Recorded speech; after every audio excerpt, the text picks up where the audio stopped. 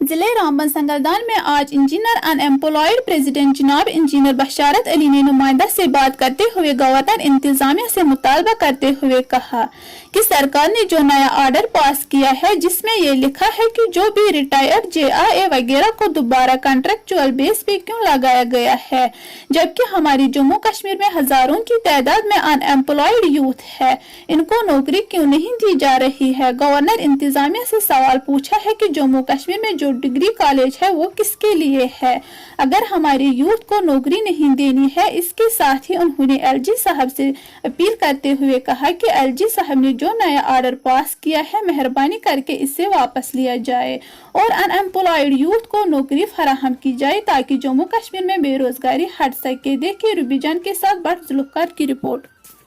आप सबको मेरी तरफ से और मेरी पूरी एसोसिएशन की तरफ से आपका शुक्रिया अदा करना चाहता हूं जो आपने वक्तन फ़वक्तन हमारी आवाज़ को गवर्नमेंट के कानों तक पहुंचाने की कोशिश की है।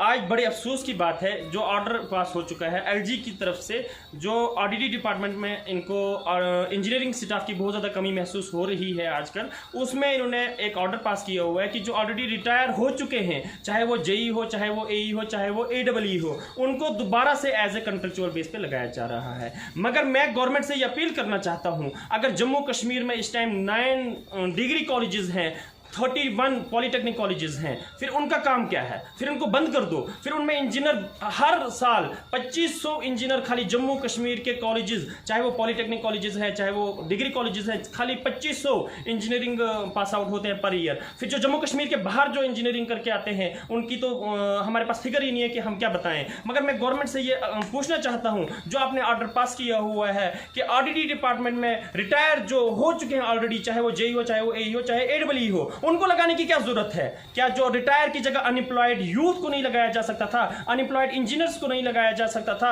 ऑलरेडी हम इनको 8-9 साल से पहले बता रहे थे कि आपके पास बहुत सारी वैकेंट पोस्टें हैं, उनको जल्द अज जल्द एडवर्टाइज किया जाए, मगर गवर्नमेंट ने हमारी बात को इग्नोर कर दिया। मगर मैं गवर्नमेंट से ये आज पूछना चाहता हूं, आज आपने खुद भी ये बता दिया कि हमारे पास इंजीनियरिंग स्टाफ की बहुत ज्यादा कमी है, हम इन रिटायर को ले जा रहे हैं, मगर मैं गवर्नमेंट से पूछना चाहता हूं कि हम में वो स्किल नहीं है, क्या हमने वो काम नहीं किया है, क्या हमारे पास वो एक्सपीरियंस नहीं है कि हम वो काम कर सकें, कि हम वो ब्रिज बना सकें, हम वो रोड बना सकें, हम वो बिल्डिंग बना सकें। हमारे पास वो स्किल्ड हैं क्योंकि हमने जम्मू से लेकर उधमपुर तक 4 वे लाइन, हम हमारे जैसे अनएम्प्लॉयड इंजीनियर उसमें प्राइवेट सेक्टर में काम कर चुके हैं। हमारे पास जो नाश्ती चिनैनी जो टनल बन चुकी है उसमें भी हमारे जैसे जो अनएम्प्लॉयड इंजीनियर जो इस टाइम बेरोजगार हैं वहां पे काम करके फारिग हो चुके हैं। जो हमारे पास श्रीनगर में इस टाइम 4 वे का काम हो चुका है उसमें भी उन्होंने काम कर चुके हैं, वो भी इस टाइम बेरोजगार बैठे हुए हैं। क्यों बेरोजगार बैठे हुए हैं? क्योंकि हमारे पास जम्मू कश्मीर में प्राइवेट सेक्टर नहीं है। हमारे पास जो भी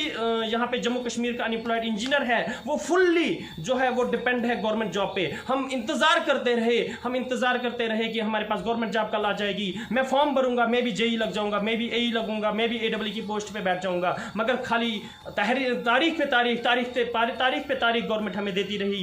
क्योंकि मैं खुद RR भटनागर साहब से मिला, मैं खुद बशीर साहब से मिला, हमने उनको मेमोरेंडम पेश किया कि हमारे पास आपके पास बहुत सारी पोस्टें वैकेंट हैं, उनको इकट्ठा करके एडवर्टाइज करो। मगर उन्होंने 2018 में उन्होंने बताया हमारे पास 402 पोस्टें वैकेंट हैं, 2019 में उन्होंने प्रेस रिलीज के थ्रू बताया हमारे पास 250 पोस्टें वैकेंट हैं, और आज की डेट में जब उन्होंने पोस्टों को एडवर्टाइज किया वो सिर्फ और सिर्फ 144 पोस्टों को एडवर्टाइज किया। मैं गवर्नमेंट से पूछना चाहता हूं, अगर आपके पास पोस्टें वैकेंट हैं तो उनको एडवर्टाइज करने की क्या आपके पास वो ताकत नहीं है कि उनको एडवर्टाइज कर सको? हमें गवर्नमेंट से अपील करना चाहता हूं कि जितनी भी आपके पास पोस्टें वैकेंट हैं उनको जल्द अज जल्द एडवर्टाइज किया जाए। और साथ ही साथ मैं LG साहब से रिक्वेस्ट करना चाहता हूं कि जो आपने सेल्फ हेल्प ग्रुप जो हमारे एक बनी हुई थी, इस स्कीम के तहत हमारे पास 3-4 हज़ार इंजीनियर जो जुड़े हुए थे, जो अपना रोजगार कमा रहे थे, उनको भी GC मुर्मू साहब ने लास्ट टाइम पे जाते जाते इंजीनियरिंग का फ्यूचर भी साथ में ले गए, उनको भी एबॉलिश कर दिया, उनको भी खत्म कर दिया। मैं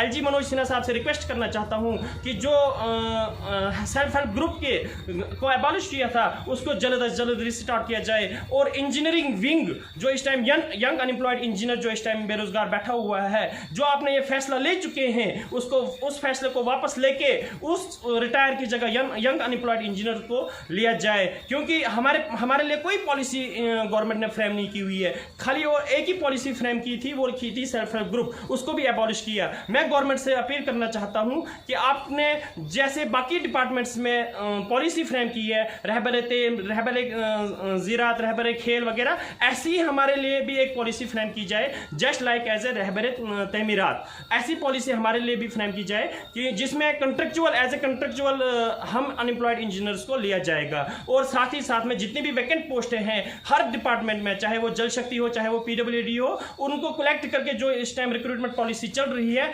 उसके तहत उनको भी फिलअप किया जाए। और साथ ही साथ में एलजी साहब को यह भी रिक्वेस्ट करना चाहता हूं कि जो इन्होंने ऑर्डर पास किया हुआ है उसको तुरंत वापस लिया जाए और उसमें हम यंग अनएम्प्लॉयड इंजीनियर को मौका दिया जाए, ताकि हम भी उनमें हमारे पास भी वो स्किल हैं कि हम गवर्नमेंट को कल की डेट में अपने स्किल दिखा सकें, अपना काम कर सकें। इसलिए एलजी साहब से रिक्वेस्ट है कि एक तो हमारा जो ऑर्डर लिया हुआ है आरडीडी डिपार्टमेंट में उसको भी वापस लिया जाए और उस रिटायर की जगह अनएम्प्लॉयड इंजीनियर को लगाया जाए। और साथ ही साथ में सेल्फ हेल्प ग्रुप को भी जो इनने एबॉलिश कर दिया हुआ है उसको भी तुरंत स्टार्ट कर दिया जाए। और साथ ही साथ में जितनी भी पोस्टें वैकेंट हैं उनको जल्द अज जल्द एडवर्टाइज किया जाए। Thank you so much.